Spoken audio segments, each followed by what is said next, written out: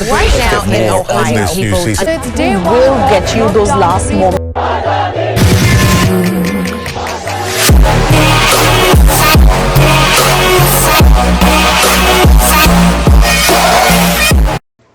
Hey guys, it's Alvin, and welcome to Browalski Analysis, where we present you with issues and perspectives, and our analysis. So, 2020, the year of crazy. It's been nothing but dreadful news one after the other, driving people crazy and freaking them out. To understand just how confused and frustrated people are with this year, check out this meme. Oh, and before I go any further, it's 2020, alright? Memes are a form of mass media, and they can form part of the news. Now back to the meme.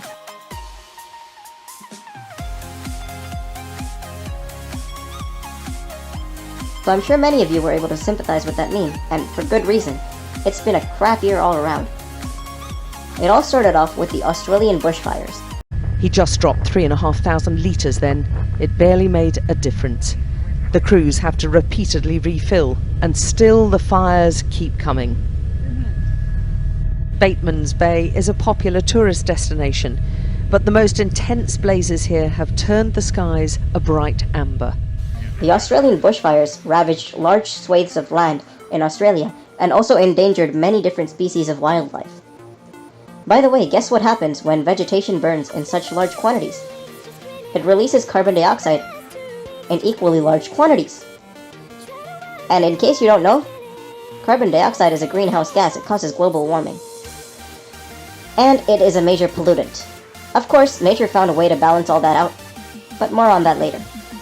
After the Australian bushfires, we had an escalation of tensions between Iran and the US, threatening nuclear warfare, Armageddon, and World War III. This all began way back with Trump pulling out of the nuclear deal with Iran. Here's how he justified it. This disastrous deal gave this regime, and it's a regime of great terror, many billions of dollars. Some of it desired only a peaceful nuclear energy program. Today, we have definitive proof that the Trump government has continued to escalate tensions with Iran by claiming that they've been acting in the best interests of American citizens. In January this year, Trump confirmed news of a U.S. airstrike which killed Qasem Soleimani, a beloved Iranian general. Last night, at my direction, the United States military successfully executed a flawless precision strike that killed the #1 terrorist anywhere in the world, Qasem Soleimani. The Iranians were quick to respond to this, calling the US actions terrorist in nature and vowing vengeance. This back and forth quickly escalated into a situation wherein Iran threatened war, and Trump was allegedly planning to bomb them in retaliation. This might have started off World War III, so to speak. In my opinion, there are two sides to each story, but in this case, it might be possible that neither of them are right. Both sides have hidden agendas and aspects to them that we do not know.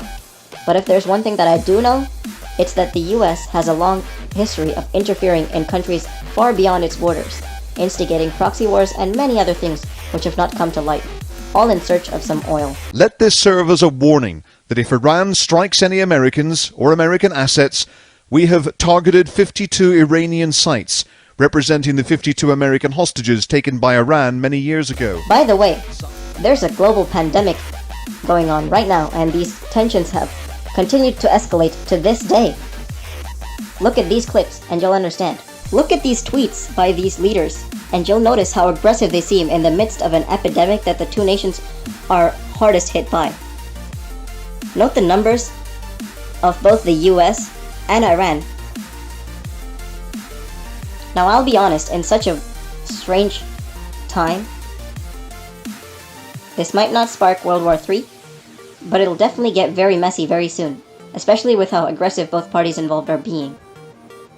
It's been such a crazy year that people haven't properly reacted to the fact that the Pentagon, that's right, the US Defense Headquarters, officially announced to the world that UFOs exist. Here's what they had to say. Yeah, remember that movie Close Encounters of the Third Kind? Pentagon officially released 3 videos of what they're calling unidentified aerial phenomena. Take a look. There's a whole fleet of them. Look on the ASA. My gosh. knots to the wind. The wind's 120 knots from the west. Look at that thing, dude. So this footage was leaked years ago, and we showed it to you back in 2017. U.S. Navy infrared cameras photographed what appear to be rapidly moving UFOs. Pentagon officials say the videos were released to clear up any misconceptions over whether the footage was real, Anthony. Now, this is one for the conspiracy theorists, but I have a feeling that this announcement is in response to the so-called Area 51 raid that happened last year. You know? Just give the masses something to be distracted by. Now, this makes it clearer than ever, to me, that they're definitely hiding the existence of alien life down at Area 51. I'm just wondering when the next raid is going to be. So now I'm sure you guys are waiting for me to move on to the coronavirus pandemic, but let's just discuss something that's got the internet blowing up. Elon Musk, the South African genius billionaire philanthropist, is a parent once again, but what's got the internet blowing up is his and his partner's naming skills. They claimed that they decided to go for a gender-neutral name, which I can understand. It's 2020, and everyone wants to be as politically correct as possible. But the name they came up with is X, and while I'm fine with a ligature or diphthong in a name, there's also a number there. In a name. Did I mention that any name which has a diphthong and or a number in it can't legally be registered on a birth certificate in California? Grimes, Elon's partner, explained her reasoning behind the naming in a tweet mere hours after her surgery. Many fans, however, thought that it was all a joke and started deciphering what they felt was a code. This resulted in this meme spreading across the internet, which claimed that the true pronunciation for the name was Kyle. This was becoming widespread until Elon Musk himself refuted the rumors and explained the name's pronunciation. How do you say the name? Well, is it a placeholder? First of all, my partner is the one that actually mostly came up with the name. Congratulations to her. Yeah, she's great at names. So, I mean, it's just X, the letter X, and then the AE is like pronounced Ash. Yeah, and then A12. A12 is my contribution. Oh, why A12?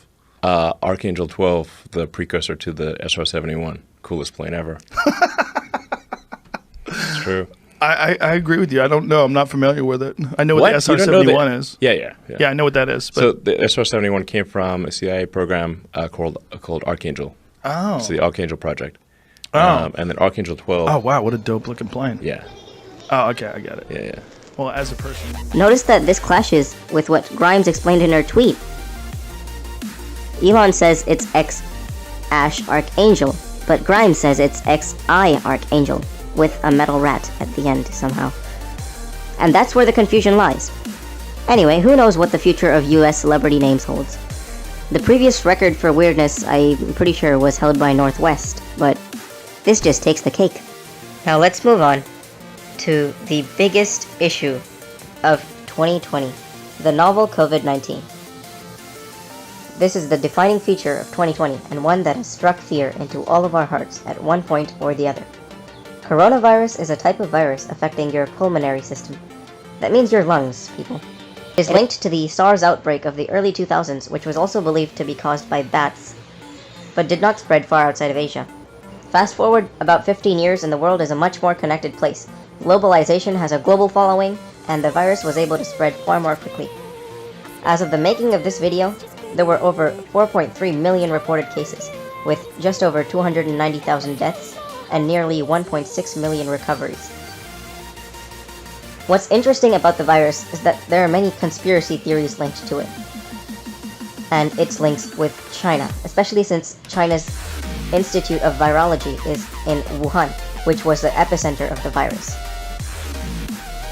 Few other coincidences include the movie Contagion, a 2017 movie, which mirrors the timeline of the coronavirus to quite a great extent, and the Wuhan 400 virus from the 1981 novel The Eyes of Darkness. These two media forms were believed to be prescient of the situation, and that is merely adding to the hype because people feel like this was planned in some way. In the end, there is no doubt that many lives were likely saved by the whistleblower Chinese doctor who reported the news of the virus, despite the Chinese trying to cover it up. Many different countries have been handling the coronavirus situation in their own ways, with varying levels of success. In Vietnam, cases have been controlled to a great extent, and in Taiwan, no new cases have cropped up in nearly 4 weeks. It's worth noting that these countries are one of the closest to China in terms of physical distance, and they are also considered less developed than countries such as US and countries in Europe, which have been hardest affected by the coronavirus.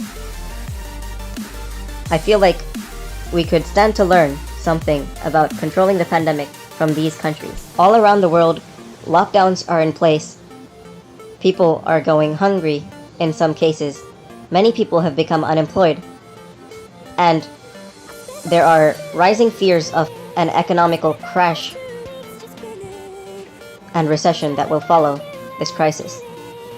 That's not to mention all of the people who are dying on the front lines, fighting the virus, or behind quarantined doors.